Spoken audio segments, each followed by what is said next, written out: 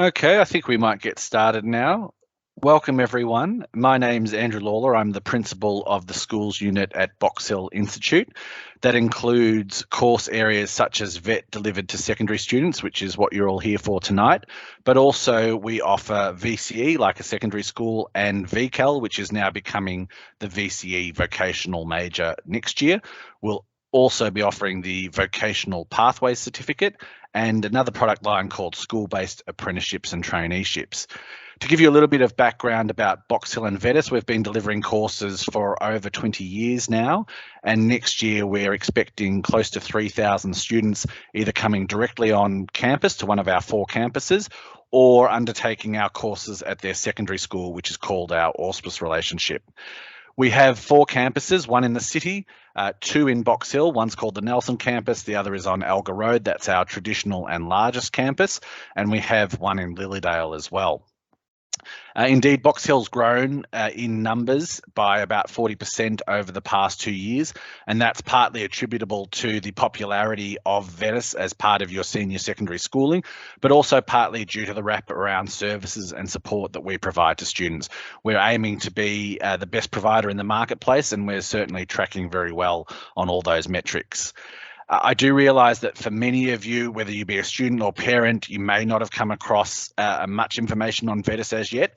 So tonight I wanted to spend a little bit of time talking about what our expectations are of our students and you as learners, and what your expectations can be of us, and how we interact with your schools to make sure that you have a seamless education experience.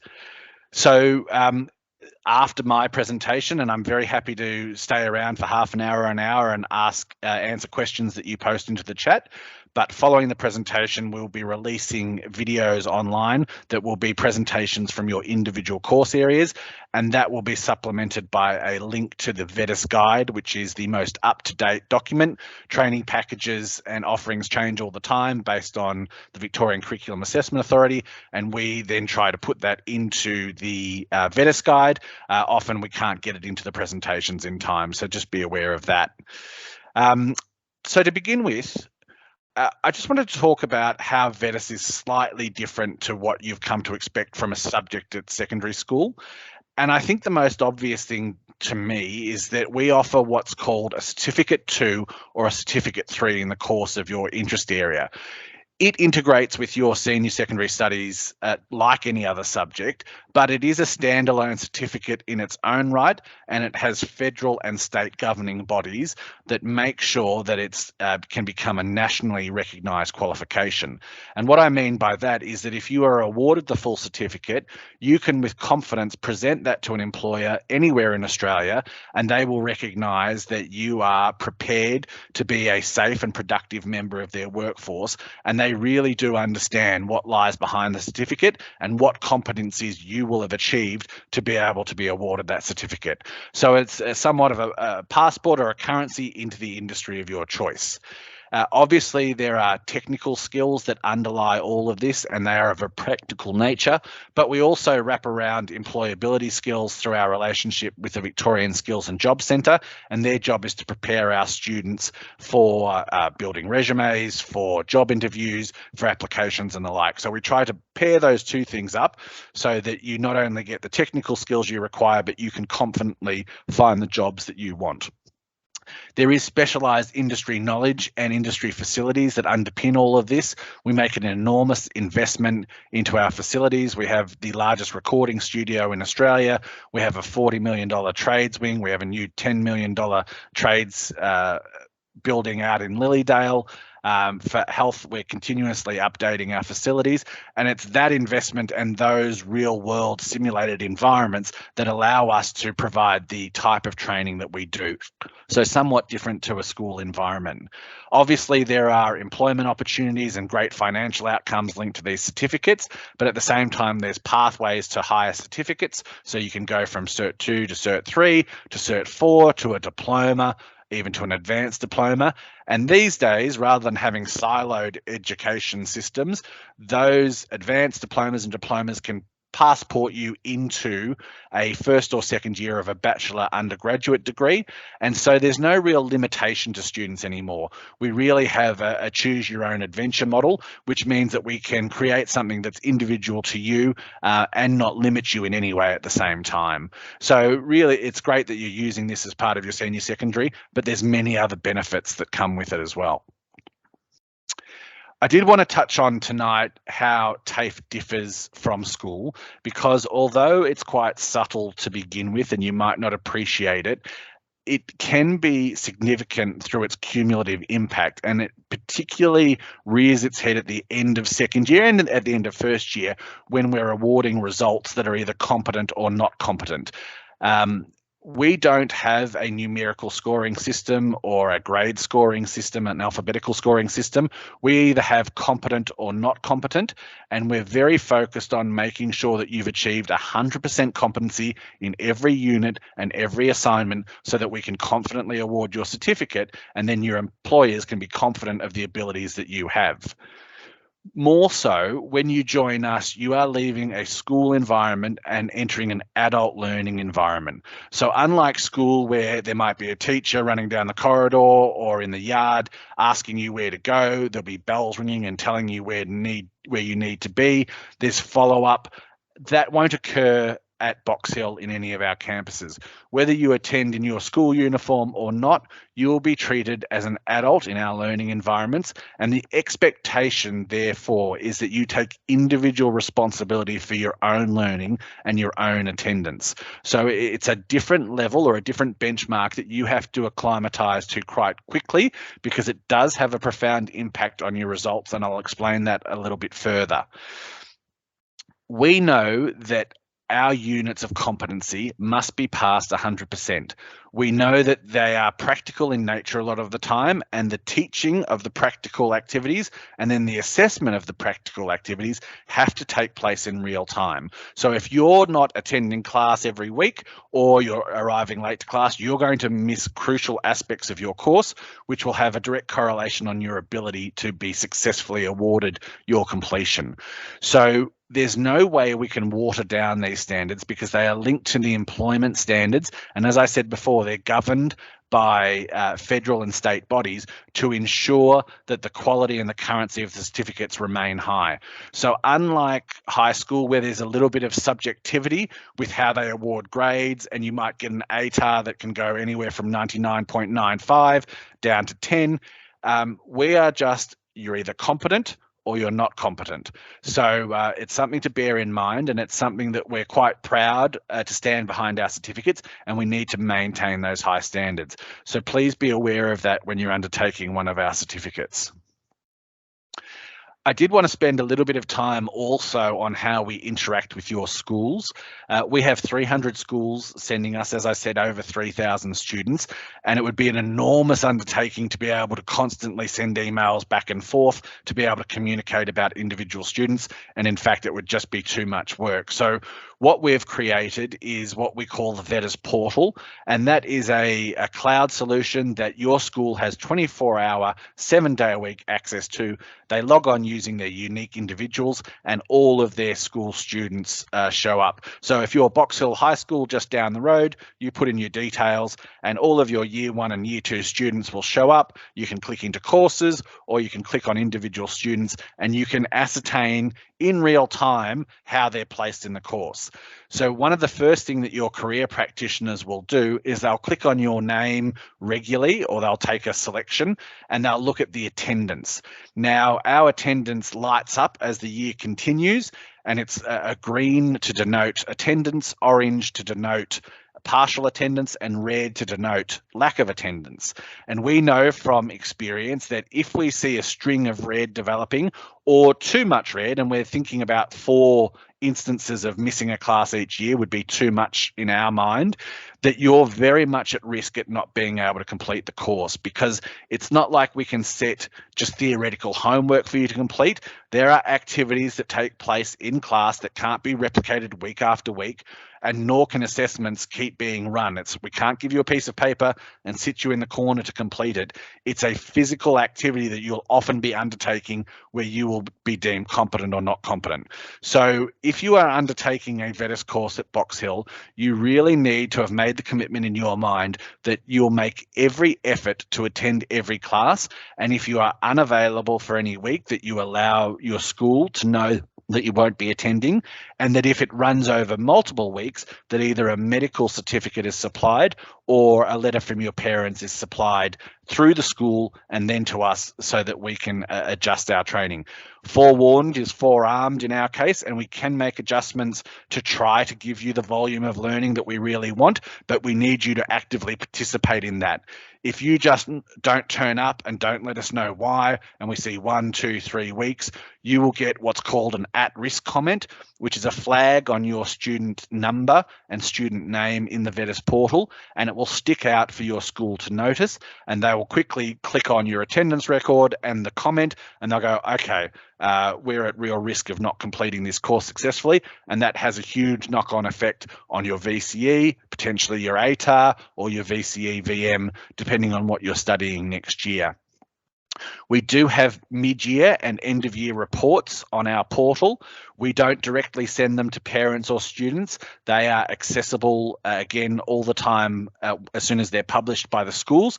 And the schools generally do one of two things. They download a PDF extract and they email that to your parents, or they incorporate it into their standard school reporting as an insert in the back or in the front.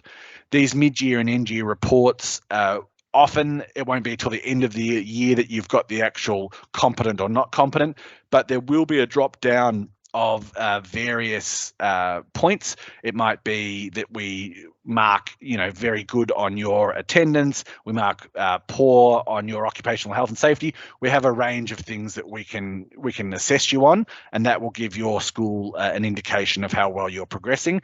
And there will also be a written comment at the end of it.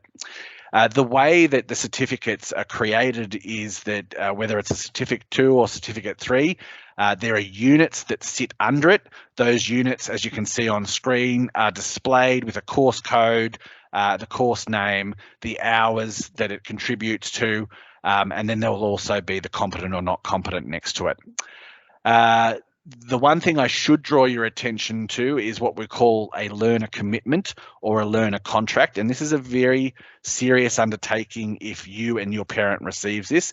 It means that you're not behaving in a manner that's suitable to an adult learning environment, and that we have concerns going forward about your viability in the course. And what that will be a statement of the identified areas that we need improvement, and also a statement of what things you could do to improve.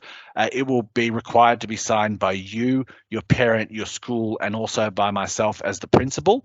And really, if that does occur, and we do many of them every year, it's a shot across the bow to warn you that you are at very real risk of not completing the course and being asked to leave the course. So please, if you do get that for any reason, it's your opportunity to improve. And once you've signed that contract, we will hold you to that contract. So please take that seriously. The courses that we'll be discussing tonight are sport, health, and creative, so a little bit of a mix there, and I'll quickly run through those for you. We have allied health assistance, applied fashion, beauty services, community services, early childhood education and care, information technology, interior decoration, both musics, outdoor recreation, screen and media, and sport and recreation. And I will go through with you in detail how they can be used and integrated into your senior secondary. So to begin with, and I know that parents might be new to this and it is a complicated system at times, so I'll try to start from the start and then work my way forward on your behalf. So let's start with VCE, and then I'll move on to the new VCE vocational major, which is coming out next year. So VCE gives you two options at the moment. There's an increasingly popular option. About 10% of students undertake a non-scored VCE, which means they get their VCE certificate at the end of the year and they've successfully completed senior secondary studies, but they don't receive an ATAR because they're not intending to go to university. Essentially, that's what an ATAR is. It's a one-year passport with a number on it, which is your ATAR, that allows you to access courses that you're safely in. So that's one option, is to do non-scored. If you are choosing to do that, and as I said, it's a valid undertaking, please let your career practitioner know. They'll need it for their own records, but then it's the responsibility of your career practitioner to send that information to Box Hill, and then we'll mark that on our roll. You will do the same assessments as those doing the scored assessment, but you won't do the exam at the end of the year. And most importantly, there's no chopping or changing. Once you've identified yourself as non-scored, you will be non-scored even if you change your mind. We can't, retroactively go and give you the assessments because they're due in time and they needed to be entered on the senior school VAS system to record the result. So let us know, but then realise that you're locked in to not receive a score. Most of you, however, if you're doing the VCE, will be after that magical number, which is your ATAR. And as I said, that'll be used by you to enter university of some description. And the trick here is you need to realize that all of these courses can be slightly different. There's two options. There's some courses, such as allied health, which is what we call a scored assessment subject or a scored assessment VETis. And that can be used like any other subject at high school. It can be used in your top 4 subjects, or it can be used as a 5th or 6th subject. But then there are other courses where it cannot be used in your top 4. It can only be used as a 5th or 6th subject. So it really is your responsibility to have had a conversation with your career practitioner and to have decided with your parents that this is an appropriate choice based on what your objective is. If your objective is to maximize your ATAR and you really want to pull out all the stops, you'd want to make sure that you're doing a scored assessment. If your strategy is to load up on heavy theory at school and you need an alternative to balance it out, well, then you might choose a 5th or 6th one that can be used as a percentage there, or you could still use it as a full scored assessment. The choice is yours. But how it works is basically this, and this is more for the parents at home. When you're calculating your ATAR, you take your 4 best scores. Those study scores are out of 50, so you'll have 3 assessments during the year for each course and then an exam. That all adds up to a number. It's then turned into an out of 50 score. The best 4 that you produce, so say you get 40 for English, 35 for maths, 33 for legal studies, and 32 for history, and they're your best. Those scores will be added up and totaled. And then your 5th or 6th subject, if you've done 5 or 6 subjects, you will get 10% of those. In the case of the subjects where we aren't awarding it in the top 4, we will use the 10% is derived from your 4th best subject. So say you do applied fashion, we know it's going to be your 5th or 6th subject. We know it can't be used in your top 4.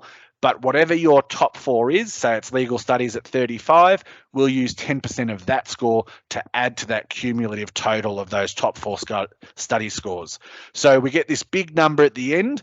That is then put through a magical device by the Victorian Curriculum Assessment Authority, and at the outset or the end of it, it shoots out your ATAR, and that changes every year. So we don't quite know the formula, but we know that's how we arrive at it. So please, if you're undertaking VCE, be very aware of what your objective is and make sure that you're choosing a course that matches your strategy. I personally, when I went through high school, decided to focus on just 4 of the subjects I knew I could do really well in to get that maximum score for the top 4. And then my 5th or 6th, I did subjects that I took a little bit easier because I knew I was only going to get 10% of. So that could be a valid strategy as well. Or you could get 10% of your 4th best subject, which is quite a clever strategy. So we see that more and more. Now, I'll go through all of these courses and speak about them, but I'll just touch on the VCE vocational major. We used to have a product line called VECAL. That is now disappearing, and a huge investment has been made by the Department of Education in creating the new certificate, and there's two of them. One's the VCE vocational major, which replaces VCAL, and there's another one that's called the Victorian Pathways Certificate. The VCE vocational major, we're seeing about 40% of students are undertaking that and coming to do VETis. And the reason we see those large numbers is VETis is a compulsory aspect of the VCE vocational major. So you must pair VCE VM, which is what the abbreviation is, with a VETDSS course, because that is what allows you to be awarded the VCE vocational major at the end of the year.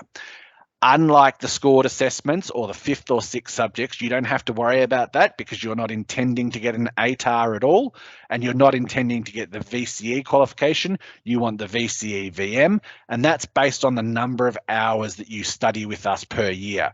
So we've made sure that all of these certificates will deliver 180 hours or more worth of training, and for every 90 hours you complete, you get a unit credit as part of your VCE VM. You need to get 2 in each year. So if you're taking a 2-year course with us in, say, applied fashion, you'll get 180 hours in the first year, 180 hours in the second year. That equals 4 units. And as long as you've accumulated all those units, you'll be awarded the VCE VM. Just to go back one step with the VCE, because I'll go through each course, if you look at allied health, that can be used as your primary 4, so your top 4, or if it falls outside of that, just based on the study score, you can use it as your 5th or 6th study. So that is a completely flexible and very similar to any other subject that you're undertaking at school. Whereas applied fashion and beauty services, they cannot be used in your top 4. You will not get a study score for them, but it will entitle you to get 10% credited towards it from your 4th best subject. So as I said, if legal studies was your 4th best subject at the end of the year and it got 35 out of 50, you'll get 3.5, which is 10%, to be added to that cumulative score that will create your ATAR. Obviously, if you're non-scored, you don't have to worry at all. Community services, you can see, just like allied health, can be used as a top 4 subject with a study score, or it can drop down as your 5th or 6th, depending on your results.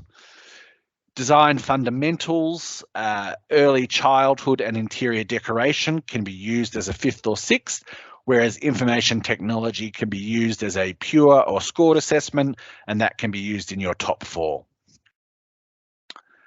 Similarly, music industry performance and sound production, and also sport and recreation and screen and media can be used in your top 4, so completely flexible, whereas outdoor recreation can only be used as a 5th or 6th subject. So please, if you're confused by that in any way, you really need to speak to your career practitioner as the first port of call, and just make sure that you're happy with what you've chosen, that it maps to what your strategy is for the VCE or the VCE VM, and that it's also aligned to an interest area that you have.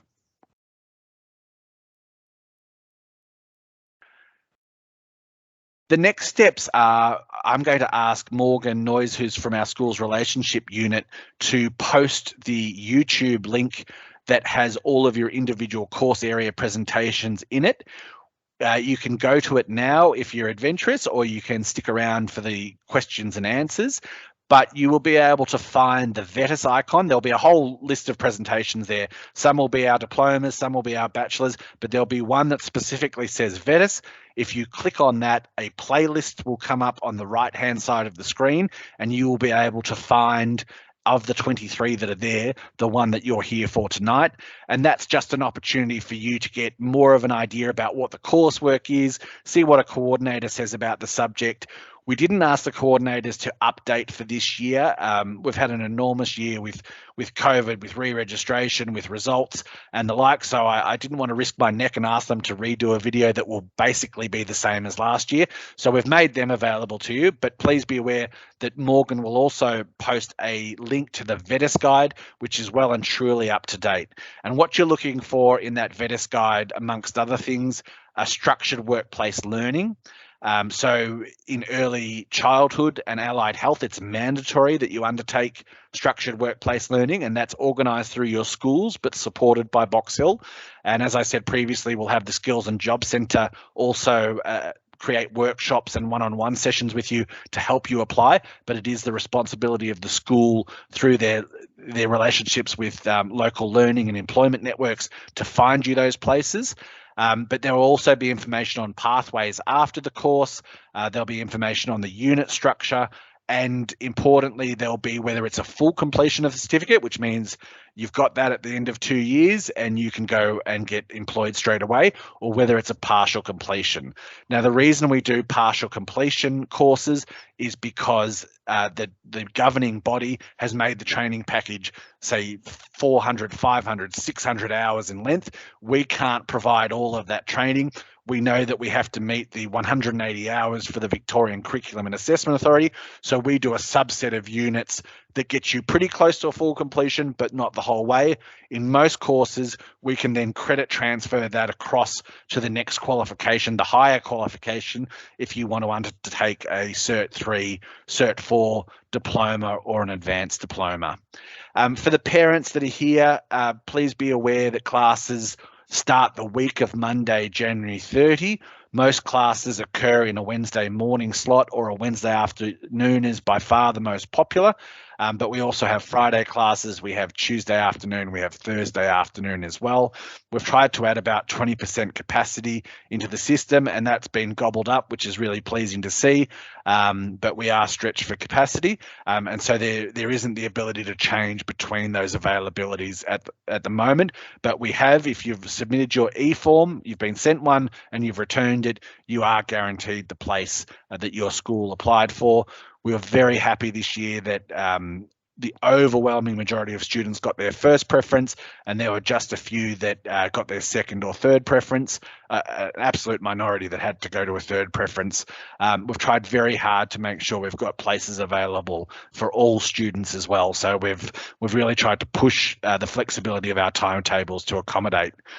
For parents, I should also mention that DET, to encourage VETis adoption, subsidise the full fees for government schools, and so you will not receive an invoice. You will never. No one will ever receive an invoice from Box Hill. We will invoice your school, and then they pay us on your behalf. For government schools, it's fully subsidised. Catholic and independent schools have their own strategy. Sometimes they will offer, it'll be a nominal fee. Sometimes it might be the full price. So that's a negotiation and a relationship you have with those schools. But as I said, no fees will be invoiced directly to secondary schools. The most important thing I should add is that we will be sending out welcome letters to you all shortly. We had hoped to send them out next week. However, we have been decimated by COVID in my department, and so we're running very light on staff. So we will get a version out to you this side of the year. It might just be confirmation because it will rest your mind over Christmas. We know that people tend to store them away or forget them because they come via email. So we'll send a more complete version in the 3rd or 4th week of January, and that will have not only which campus, what date, where you're to marshal on the first day, who your teacher is, any PPE you need. It will have the whole list, as well as that map that you'll be able to use to locate yourself. On the first day of class, we get out in force as a department. We'll be wearing Box Hill t-shirts. We'll be holding up signs. You really just have to get to Alga Road or the main road at our campus, and you'll see us, and then we'll direct you where you need to go. You can come up to us with your mobile phone and say, right, I'm Infotech, where am I meant to be? And we'll direct you, and there'll be signage all along to be able to show you where to marshal, and then your teachers will be waiting for you. Sometimes, just due to numbers, we do direct straight to class, but we tend to prefer open marshalling spots, either in car parks or in the parks behind or access areas, so that our teachers can hold up a sign, you gravitate towards it, and then they'll split you into your respective classes and then take you into class with your teacher. The first day, I should mention, tends to be more of an orientation day. Your teachers will take you around your broader campus just to familiarise yourself with everything. You'll find out where the canteens are, where the cafes are. You'll know where the toilets are. You'll know where security and administration are. You'll really start getting a feel. You can bring packed lunches and bottles of water. There are those items to purchase, and that'll be open on the days that you're there as well. And really, we just look forward to introducing you to the environment. We know it's a bit of a change. We know it can be a little bit anxiety producing. So, feel free to come with your parent and have a look around the campus. Morgan will put into the chat a schools@boxhill.edu.au email address.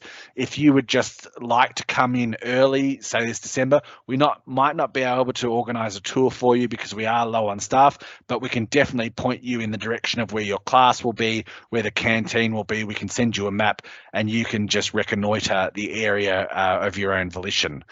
So what I'll do now, for those of you who haven't gone to YouTube or haven't gone directly to the VETis guide, I see that there's a number of questions in the chat. So I'll just read them out as I go through, and hopefully I can answer them for you. How is attendance registered?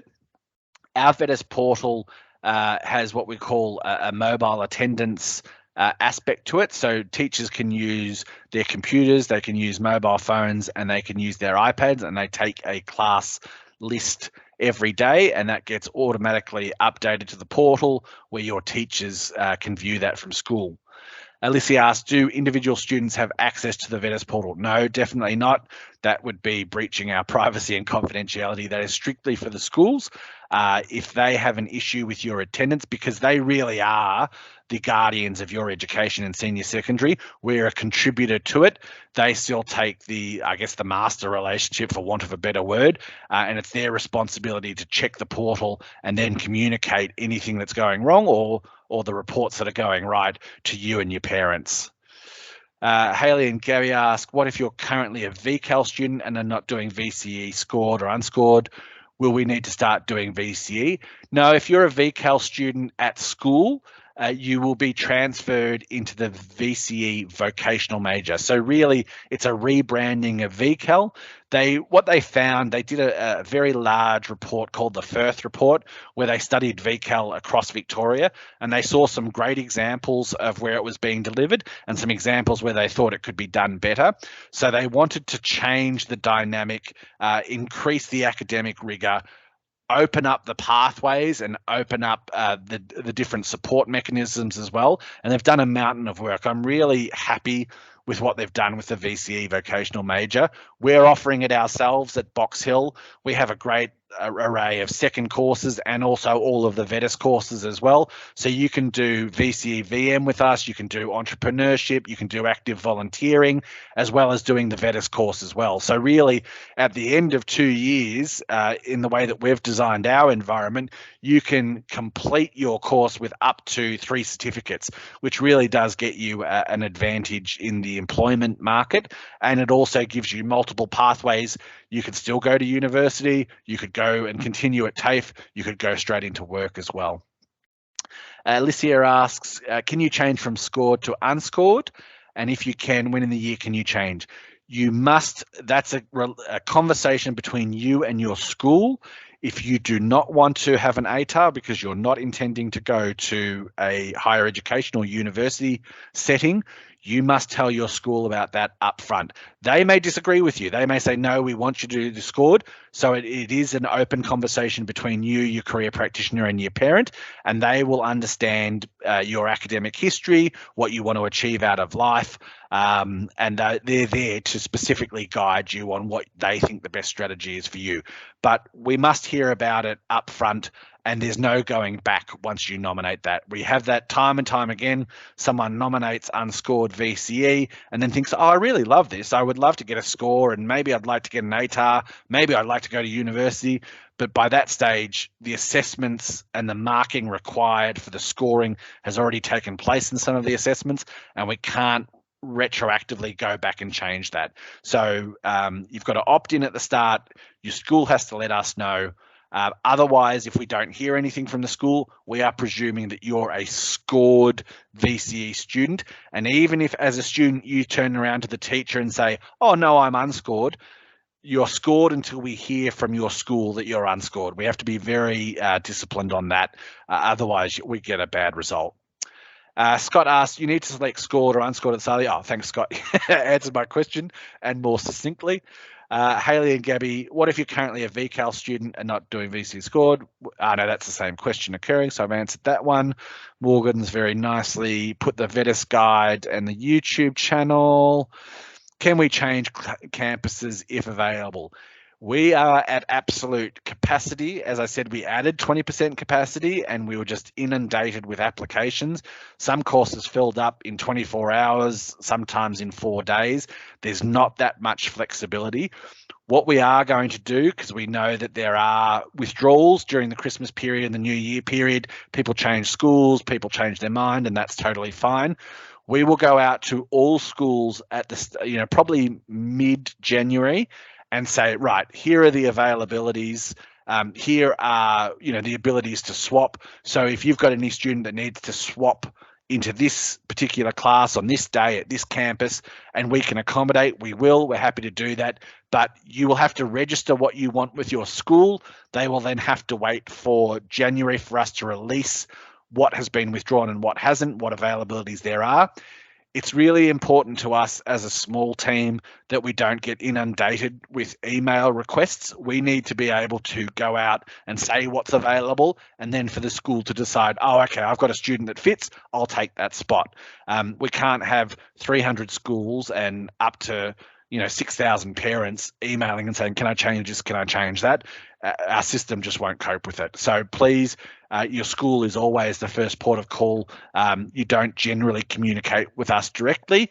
However, for medical things, we may communicate directly with you. And we will obviously send parents and yourself a newsletter every month and updates on particular things that are happening at Box Hill. What does a partial completion mean? It means you will still get we need to give you the 180 hours to be able to achieve your VCE or your VCE VM.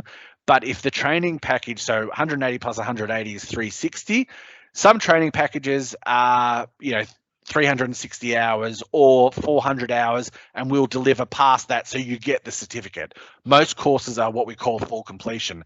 But for instance, the beauty package that has just been changed and been released, they've extended it out to 600 hours, and there's no way that we can deliver that whole package to you. So we just do a cut down version of the units. We make sure you get the 180 so you qualify for VCE, VM and VCE. But at the end of it, you will get a statement of attainment saying you've got a partial completion, and it will list your units that you've successfully completed. You can use those for credit transfers into future courses, but you won't get the full certificate because we just are unable to deliver the amount of hours that training package requires. Emma writes, if you are a student attending Box Hill Institute, do we need to wear uniform or can we wear casual clothes? The welcome letters will dictate what we will be offering you and what we will expect of you. For instance, we'd know trades aren't here at the moment, but they'll have protective equipment. With allied health or early education, we'll be issuing polo tops as part of your uniform, and that will be part of your materials fees.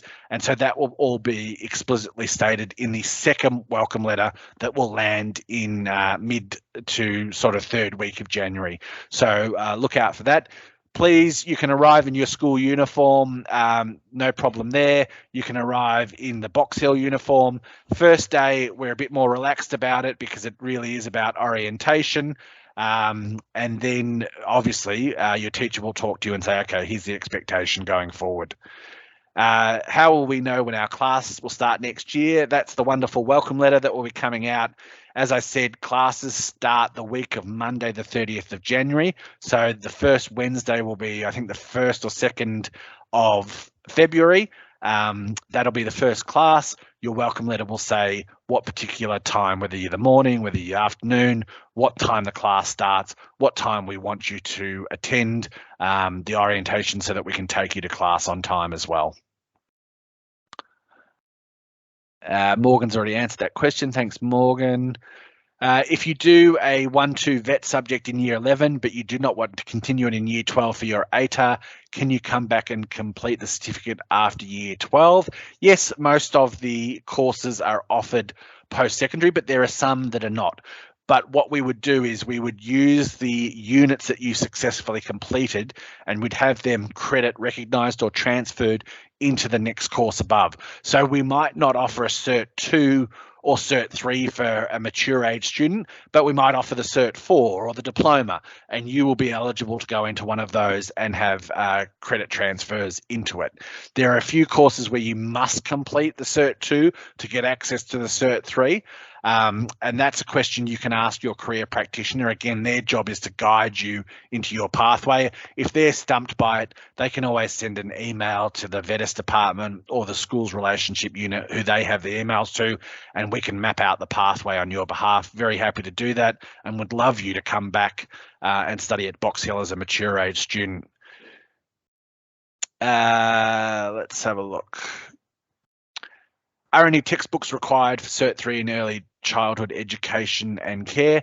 The welcome letter will detail any books that will be required. They will be part of your materials fees.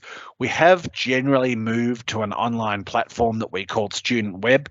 It's an online learning management system, and so most of your material will be on there because we tend to find that we teach and assess at the same time that way. So we'll provide contents, links, readings and the like, and then we might have a quiz just to keep your knowledge sharp and to hone you in on where we want you to be. So we have gone digital for a lot of these things, but if there is a physical textbook, that will be in your welcome letter.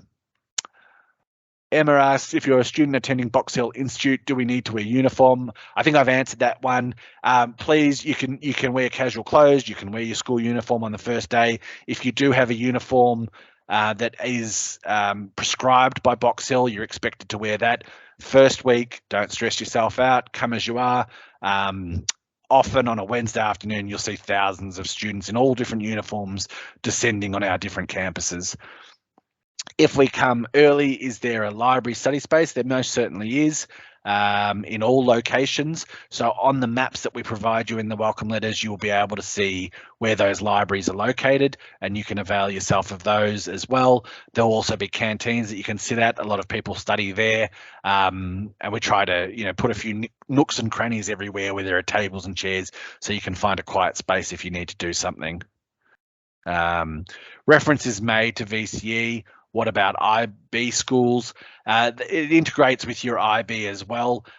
There's a few more particulars and maybe a little bit more complication there. So, Sean, if you would like to send an email to schools@boxhill.edu.au, we can supply you with some more material there.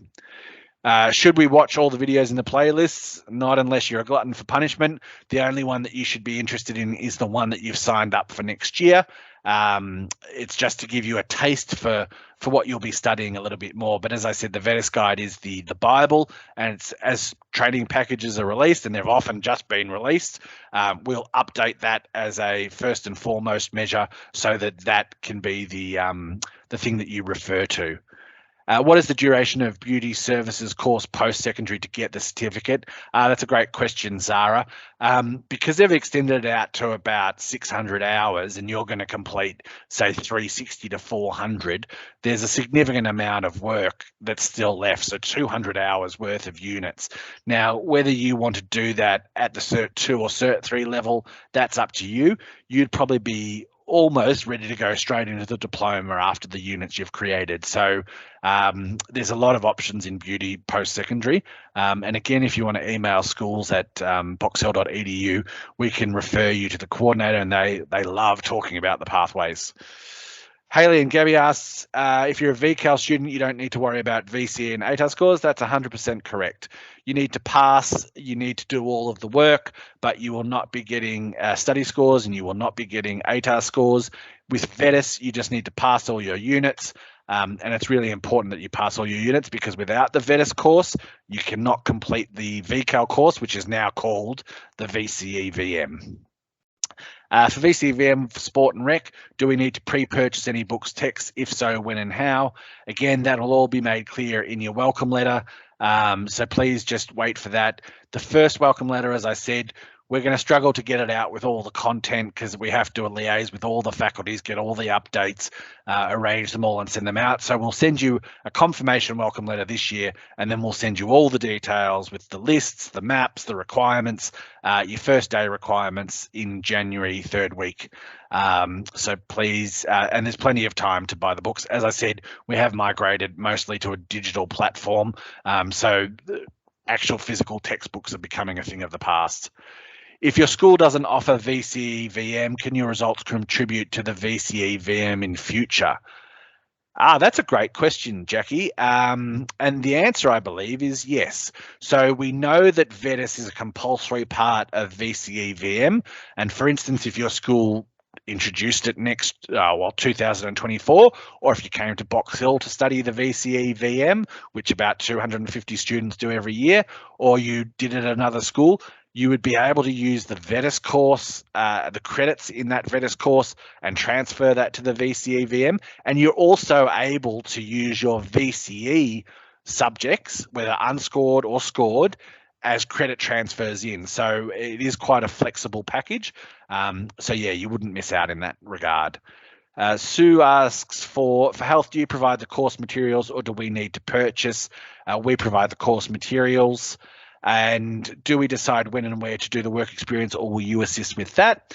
So the structured workplace learning, as I said, it's your school's responsibility to find the placement, but we are there to support your school and yourself. So your teacher might release a list of all the employers in the area that are willing to take year 11 and year 12 students, and they will give you the dates that they want that to occur.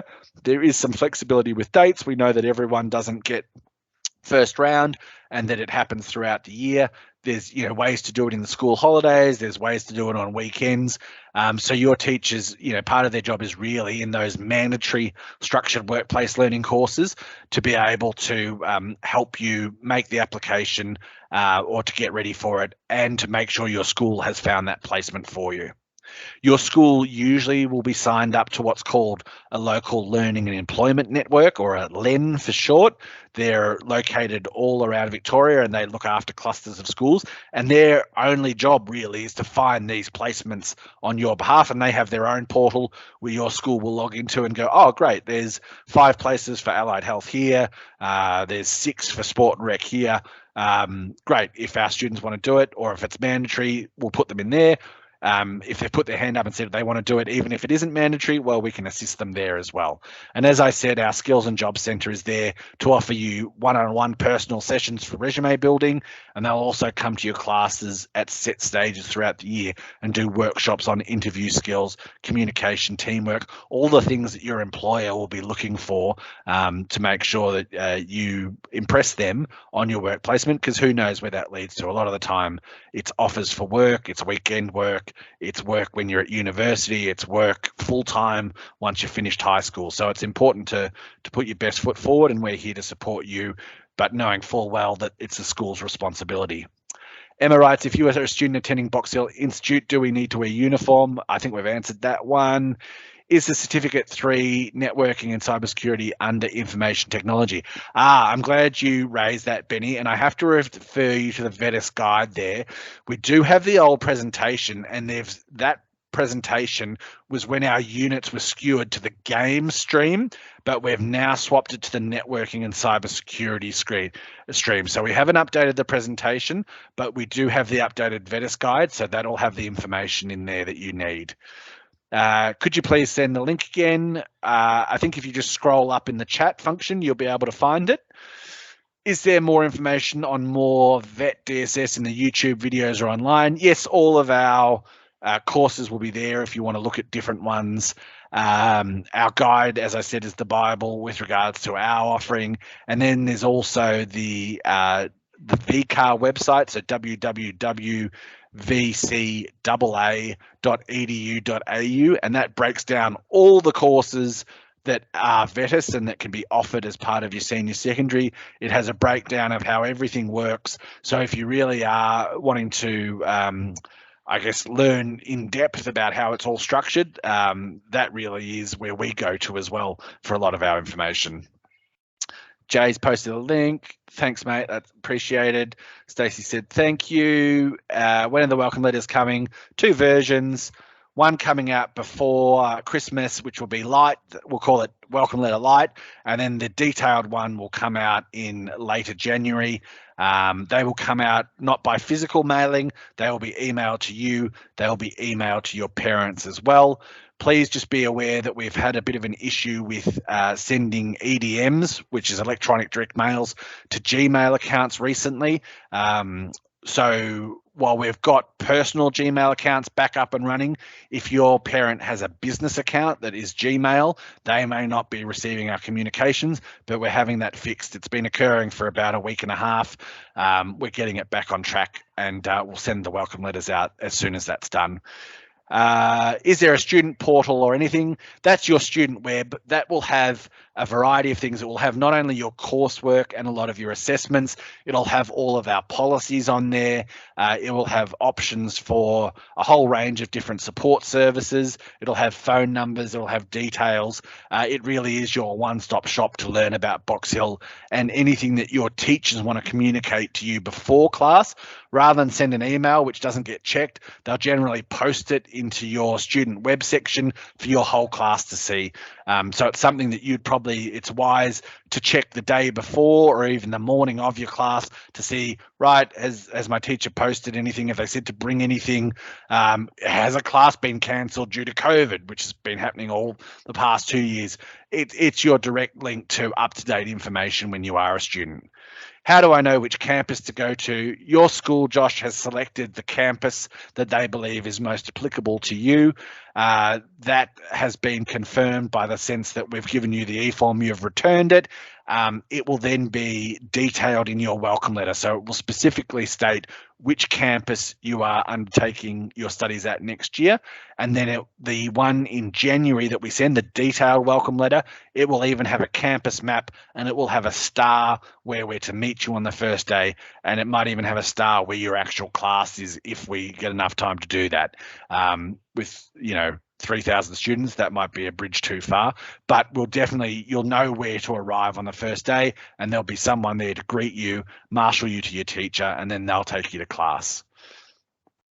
Andrea writes, would have been good to know that the beauty services certificate would not be attained at completion. This is disappointing to learn now, and we totally understand that, Andrea. The problem is it's outside of control. The package was released probably about a month ago. We had no oversight that it was going to come in at 600 hours. It was a disappointment to us. So I do understand that many of you want to get that full completion.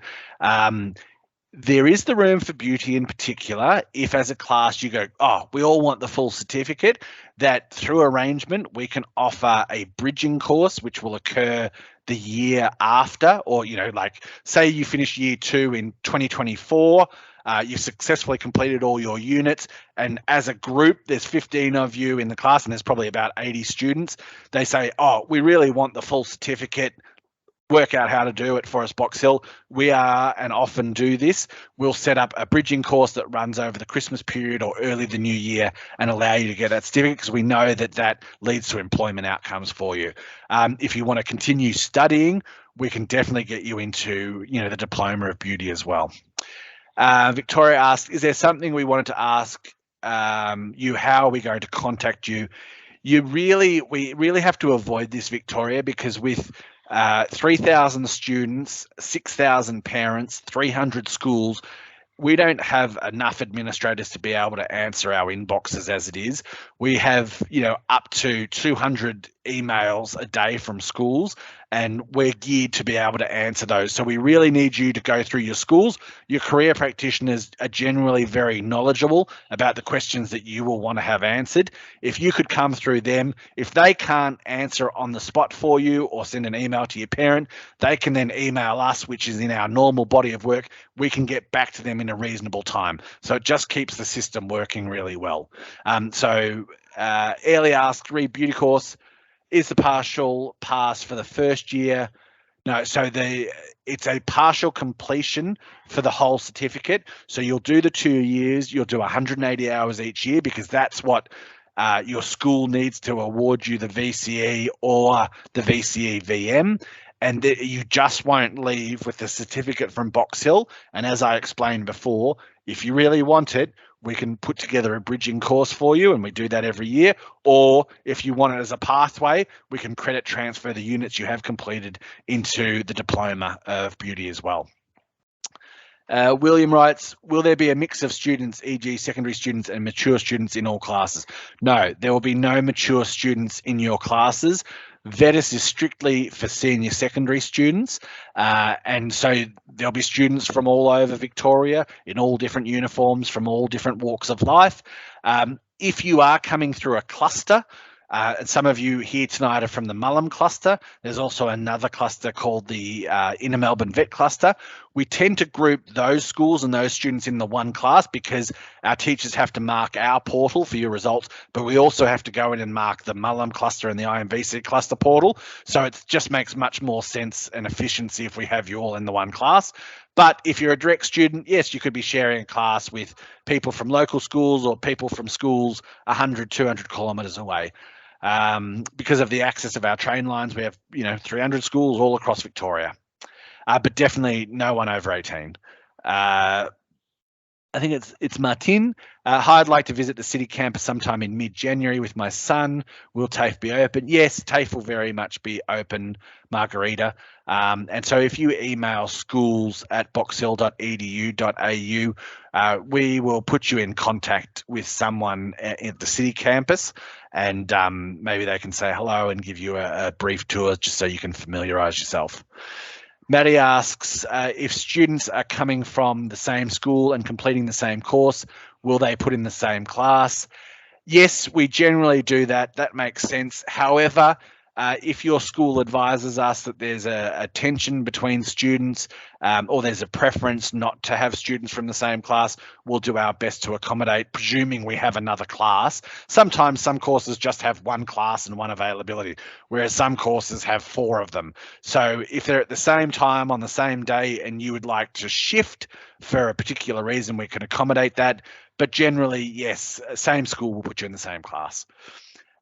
Georgia writes, where do we find the VETis guide? I believe Morgan's posted a link to that in the chat. So you just have to click to that and that'll take you directly to it. You can download it to your computer or you can just save the link.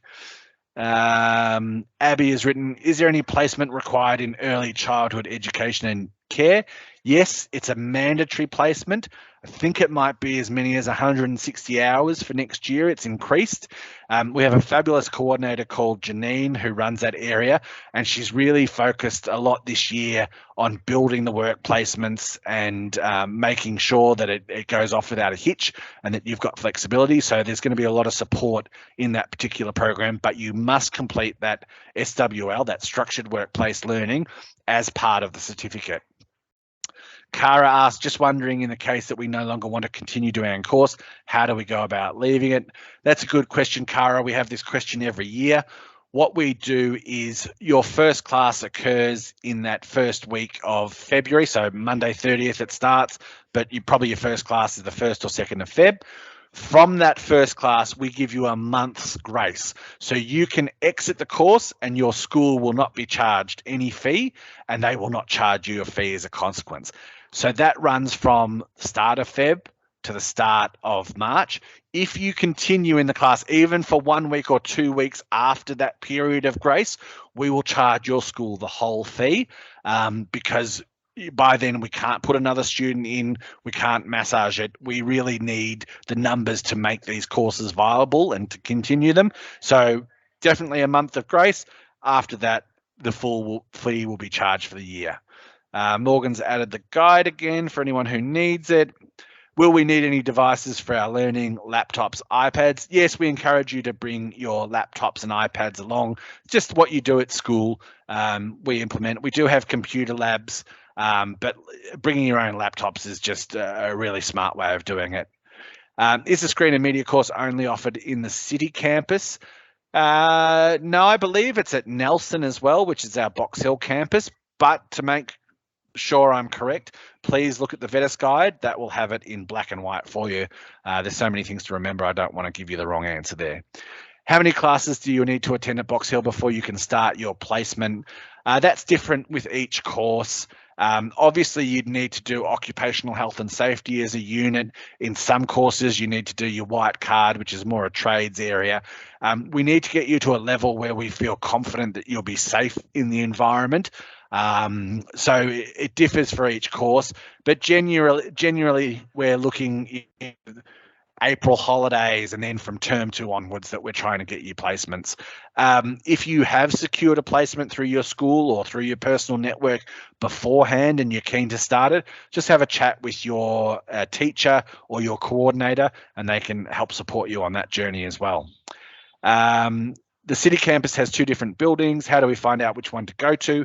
We will have that map ready for you, Meg, and it will have the star on the building that you are meant to attend. So there's no stress there. Lauren writes, what if you're unable to find a structured work placement and get signs formed up next year when the TAFE course starts? This happens every year. It is quite hard at times to find work placements. We know that COVID threw a spanner in the works. We know COVID is still a concern amongst employees, or employers, should I say. You will be given every assistance. Your school will assist you if you want to do it or if it's mandatory. The local learning employment networks exist just to get you those places. Our skills and job centre have an enormous network of local businesses around our campuses that can point you in the right direction. We'll support you every step of the way. So we don't really encounter it as a problem. We just work hard to get you a spot somewhere. How do I access the student portal thing? Yeah, Student Web is what it's called, Hayley and Gabby.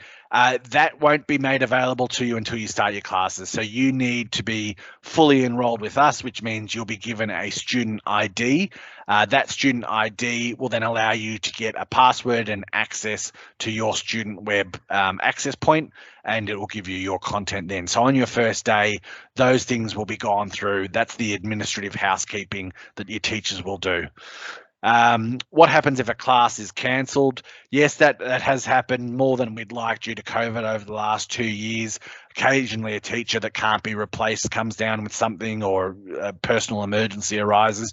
What we tend to do, there's some faculties that will have an SMS system that can send something directly to your mobile phone. The best thing that we can do is generally send an emergency electronic direct mail, so an email to your school, copying your parents and you also. We know that you might not open your email in time, but we hope either your parent or your school does and can warn you. And obviously, if you do turn up to class and it's been cancelled and there's been a miscommunication or it's just happened for some unforeseeable reason, there'll be someone there from my department just to direct you. Generally, we don't like to release you without parents' permission. So what we would do is rather than just say, hey, go back to school or go home, we would find a library or a empty classroom. We'd have supervision and we'd have you do private study until your normal time finishes and either your parent can pick you up or it's your regular time to catch public transport and leave home. We have a duty of care when you're meant to be with us. So we are quite diligent in enforcing that as well. The Cybersecurity Cert 4 info on the Box Hill website says this course will change in the near future. Alterations to the structure will occur. All new students will be enrolled into the new course. What does this mean? Donna, I'd like you to look at the VETis guide rather than the Box Hill website because you might be looking at the wrong course. I'm pretty sure the one that we're offering is a Cert 3. So just double check the VETis guide. as I said before, training packages do change, and they change at the worst time for us, often at the end of the year. We've already published the guide. We've already gone out to all the career practitioners and told them about the previous package. We tell them, hey, there's a new package coming. We don't know when it's landing. We wait with bated breath. It lands late, and then we have to scramble to either adjust the units or work out how we're going to deliver that. So we do need some understanding and some flexibility that some of these things are outside of our control. Is Certificate 3 Community Services a partial completion? I don't believe it is. You have to, because, as I said, that's the Bible and the updated Bible. So please, if you could have a look at that. How if a class is cancelled? I think I just covered that one off recently. Can you do a makeup class if unwell? No, there's not. Due to the practical nature of what we do, we can't set up the practicals every week. We have to move on consistently. There will be work you can do online. There'll be quizzes and assessments you can do, but the makeup classes are very difficult. Towards the end of the year, when we know you've missed out on something, we can, by negotiation, create it for you. And so if you've got really good attendance and you've had a legitimate reason that you've missed the class, we bend over backwards basically to try to get you the result that you need. Other work placements only for VCE, VM or VCE as well? No, they're for both. They're mandatory. If they're mandatory as part of VETis, it applies to everyone. Will VCE students and VM students doing the same course be put in the same class, or will they be separate? No, you'll be in the same class. We don't separate out like that. Do I need to do placement for applied fashion and design? It's not mandatory, but it is suggested. We have an amazing fashion department. We've had amazing success worldwide with our designers. We've got great relationships with departments and shopping centres. We've got great relationships with designers. I really think if you would like to do it, it's an opportunity to speak to your teacher and work out who you can work with. We've really had some fabulous success in that department. We also have an annual fashion event at the end of the year. We just had one recently. You'll be invited to that with your parents, and that's a great networking event as well. Natasha, thank you. Enjoy the rest of your night. Thanks, Natasha. Benny said thank you and goodbye. So it looks like we're coming. Oh, no, I've got a few more. Carmel writes, do we have access to the portal? No, only schools have access to the portal. They need to be able to decipher. Sometimes they need to question and have a conversation with us and the trainers to ascertain what's really going on. If we've given you an at-risk comment, they'll really want to get to the bottom of it before they have a conversation with a student or a parent. And so it's only access for schools. Can I change the campus? Again, we'll go out in, say, second or third week of January to schools only. We will say, here are the courses that still have places. If you've registered with your school and said, hey, Mr. or Mrs. Career Practitioner, I'd really like to do, I don't know, community services at the Lilydale campus, and then they see there's a spot available, they'll just write into us and say, hey, can we transfer the student across? And we can do that in a matter of 5 minutes, as long as there's placements. I don't see community services in the playlist. I'm pretty sure it should be there. It might just be a matter of scrolling through the links. Yeah, Morgan said it is there, so that's great. What happens for the work for the day that you missed out and the class cancelled? How do we catch up on that work? You don't need to stress about that. If there's a class cancelled, it's our responsibility to make up that work. We do have the GAT that takes place that all secondary students participate in now, that one Wednesday will be cancelled just because it occurs on the same day as the GAT. There are some schools, even though we beg them not to do this, that they'll run a camp on a Wednesday or a sports day, and students will opt to do that. That really makes our life difficult, but we do understand it does happen. But if we've personally cancelled it due to something that's happened on our thing, we will make up the time with you. Even if we add an extra 15 minutes to a class across multiple classes, we'll find a way to do it. There's some thank yous. Do I need to do a placement for design focus? It's not mandatory. It may well be optional in the VETis guide, so please have a look.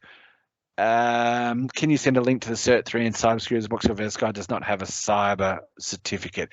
If Morgan could have a look at that, I'd be interested to see which one we've got in there at the moment. I know they've been updating it, but I'm wondering if it's got the full update there. But Donna, yes, we'll get that out to you. If we don't get it to you today, could you just email schools@boxhill.edu with that same query, and we'll make sure that we get that to you. There you go. Cert 2 information technology with a cyber focus in it. So there we go. It's in the guide, but just under a different name. One more, kids with learning disabilities. Oh, great. I'm glad you raised that, Alessandro. We have an amazing array of supports that we want to get better and better at. We have what's called the Disability Liaison Service, and we have a fabulous new manager that's come from the NDIS, and his job is as part of the application, your school will have nominated if there is something that we need to be made aware of. We will then go back to the school and have already done this and solicited the information that we require. We know that it's confidential and private in many cases, so we won't be sharing it across the institute, but we will share it with the Disability Liaison Service, and they will make an assessment of it, and they will invite you to subscribe to their service. It's free of charge, and what they will do on your behalf is they will go to your teacher and they'll say, based on our experience and our knowledge of the student and our knowledge of what's being presented, these are the adjustments that we need to make to the course to make sure this student successfully completes. So I really do heavily advocate for the Disability Liaison Service. And we also have for other issues that might be cropping up, whether it's mental health or whether it's just counselling services. We have student life, we have doctors on campus, we have the ability to book into one-on-one sessions. We are really tacking towards being an inclusive trainer and provider. We've won awards in that area. We want to get stronger and stronger at it.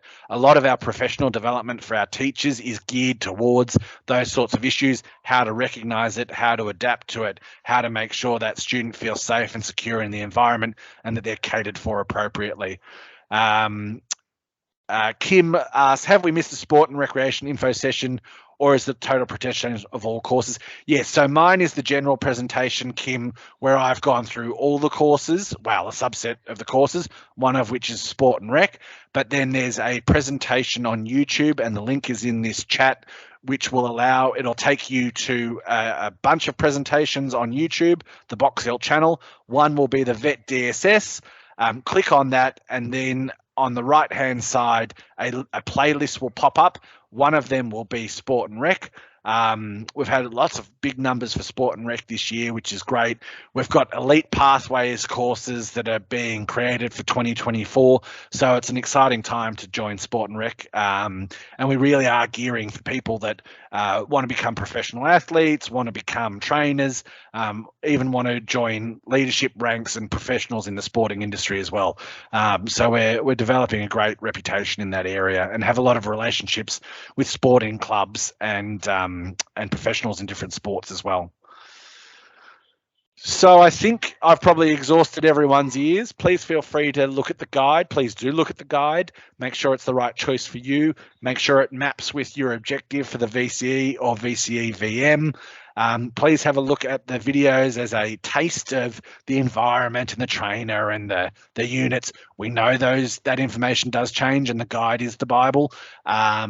But hopefully you'll have enough information to make an informed choice, and then the welcome letters will answer some of those questions you had, and we'll be sending those out as the detailed one in January next year.